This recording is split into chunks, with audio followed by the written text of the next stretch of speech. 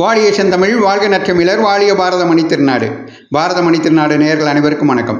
நான் காஞ்சிமா முனிவரின் கனிமொழிகளை பார்த்து கொண்டிருக்கிறோம். அந்த வரிசையிலே இன்று 36வது பகுதியாக பாரத நாகரிகமே தமிழர் நாகரிகம் என்ற தலைப்பிலே காஞ்சிமா முனிவர் அருளியுள்ள கனிமொழிகளை பார்ப்போம்.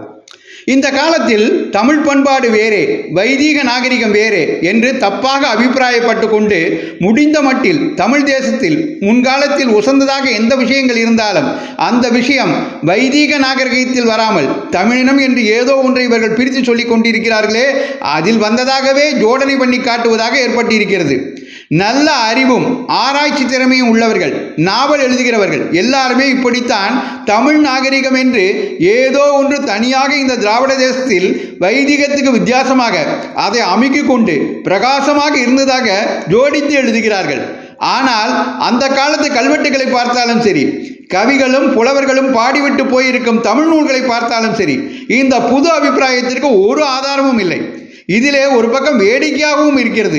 என்னவென்றால், வைதீகம் வேறே திராவிடம் வேறே என்ற தப்பான அபிப்பிராயம் பொதுஜனங்கள் மனசில் அசைக்க முடியாமல் வேரோடி விட்டதாக நினைத்து கொண்டு அவர்களுடைய ஆதரவை தாங்கள் சம்பாதிக்க வேண்டும் என்று அறிவாளிகளாக இருக்கப்பட்ட சில பேர் இந்த பேதத்துக்கு பலம் கொடுத்து எழுதியும் பேசியும் வருகிறார்கள். தமிழ் தேசத்தில் பூர்வத்தில் ஆட்சி செலுத்தி வந்த மூவேந்தர்களும் சரி, பல்லவர்களும் சரி, வேத வித்யைகளுக்கும் வேத கர்மாக்களுக்கும் வேத பிராமணர்களுக்கும் பண்ணியிருக்கும் பெரிய தொண்டுகளை அடியோடு மறைத்துவிட்டு அவர்கள் தமிழ் நாகரிகம் என்று ஏதோ தனியாக இருந்த ஒன்றை போஷித்த மாதிரியே எழுதுகிறார்கள், பேசுகிறார்கள். சரித்திரத்தை பேஸ் பண்ணி கதை எழுதுகிறவர்கள் மாத்திரம் அல்லாமல் சரித்திர புஸ்தகமே எழுதுகிறவர்கள், தமிழ் இலக்கிய வரலாறு எழுதுகிறவர்கள், பண்டை தமிழ் நூல்களுக்கு இப்போது உரை எழுதுகிறவர்கள் ஆகியவர்களிலும் ரொம்ப பேர் இந்த ரீதியில் எழுதுவதுதான் மிகவும் கவலையாக இருக்கிறது. இதனால் இவர்கள் இதுவரை ஜனங்களுக்குள் இல்லாமல் இருந்த வேத எண்ணங்களை உண்டாக்கி வலிவு கொடுத்து வருகிறார்கள். பொதுவான பாரத கலாச்சாரத்திற்குள்ளேயே தான் அங்கங்கே வித்தியாசங்கள் இருப்பது. இது ரீஜனல் பிராந்திய வித்தியாசம் தானே தவிர ரேஷியல் இன வித்தியாசம் இல்லவே இல்லை.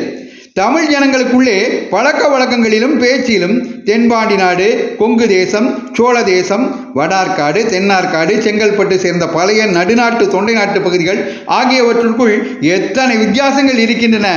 அதிலும் சேராமல் அத்தனையும் அவியலாக்கி இன்னும் சிலதையும் சேர்த்ததாக சென்னை பட்டணத்தில் இருக்கிறது. அதனாலேயே வேறு வேறு ரேஸ் என்றாகி விடுமா என்ன? அத்தனையும் சேர்த்து கவிந்து கொண்டு ஒரே பாரத நாகரிகமாகத்தான் இருக்கிறது என்று பாரத நாகரிகமே தமிழர் நாகரிகம் என்பதை ஆணித்தரமாக விளக்குகிறார் காஞ்சிமா முனிவர். காஞ்சிமா முனிவரின் கனிமொழிகளை தொடர்ந்து கேட்க பாரதமணி திருநாடு சேனலை சப்ஸ்கிரைப் செய்யுங்கள். நன்றி, வணக்கம், ஜெய்ஹிந்த்.